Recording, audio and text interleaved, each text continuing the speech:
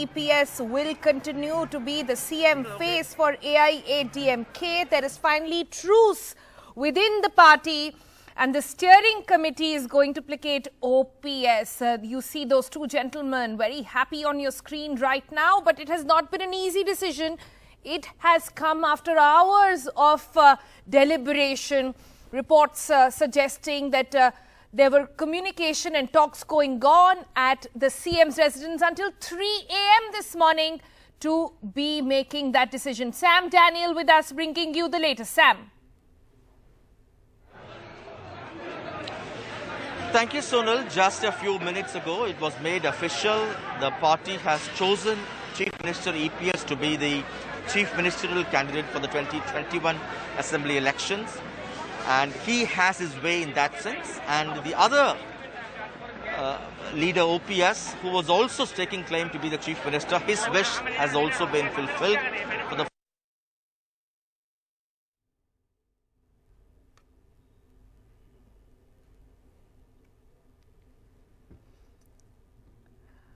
All right, pictures on your screens are talking about quite a truce within the AIADMK. It's now become official. EPS will continue to be the CM face for the party in the upcoming elections, while OPS gets to have a larger say in the steering committee, mostly getting control of the cabinet as well. These have been tough times for the AIADMK, trying to come to terms with who takes the leadership in the party, but at the moment it seems to be that one side has got the CM's position, the other gets control of the cabinet and several other positions.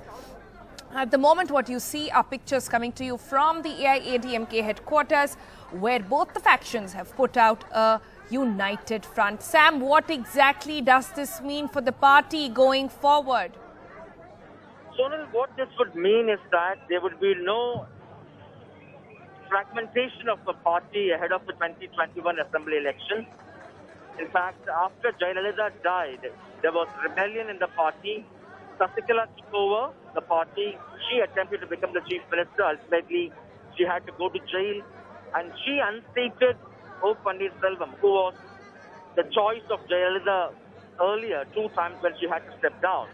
And she put in place her own loyalist, EPS, as Chief Minister. But a few months later, both these leaders patched up and they ousted Sasikala from the party. And there was still tussle for power between these two leaders, and they put in place a new arrangement. EPS will be the head of the government and OPS will be the head of the party. And that worked well so far.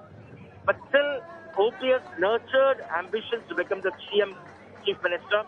And ahead of elections now, which is 8 months away, there were posters presenting OPS as the CM candidate, and that revived the battle between these two camps. And so far, the EPS camp has not put in place, has not fulfilled the key demand of a steering committee in the party, which would bring in a collective leadership. And now this would mean EPS has its way of being the CM candidate. At the same time, OPS becomes in charge of the party. He also has his demand met in the formation of the 11-member steering committee, which would bring in a collective leadership than vesting power with one particular individual. So this status quo will continue with more say for OPS. And the OPS camp's calculation is that at the moment the EPS camp's hands are stronger only because he is the Chief Minister. But later, if things change, the party will be completely, largely under his control, under OPS's control, and that would pave way for nurturing his dream to become the Chief Minister later. So that's the idea, and OPS at the moment, taking into account the other factors, the other stakeholders from the EPS camp, has settled for this to gain control of the party, hoping that that would pave way, that will open up new opportunities for him, as the Chief Minister's chair being occupied by EPS is only temporary. In this term for 8 more months, and later will happen only if the party manages to win. This is also crucial because there was a possibility that jailed, ousted AIADMK chief Sasikala could return from jail early At the moment, she's scheduled to be released in the month of January. But her team says, taking into account the remission possibilities, she may even come out early. If she comes out, the party is also aware that a few MLAs could switch sides to prove their loyalty. And they want this leadership issue, who will be the CM candidate, sorted before her release, so that her arrival will not lead to any kind of confusion, any kind of ambiguity later. So in that sense, it helps them put up a joint fight politically. It rules out the possibility of any major shake-up after the return of Sasikala. And both leaders, in some sense, get their agenda fulfilled.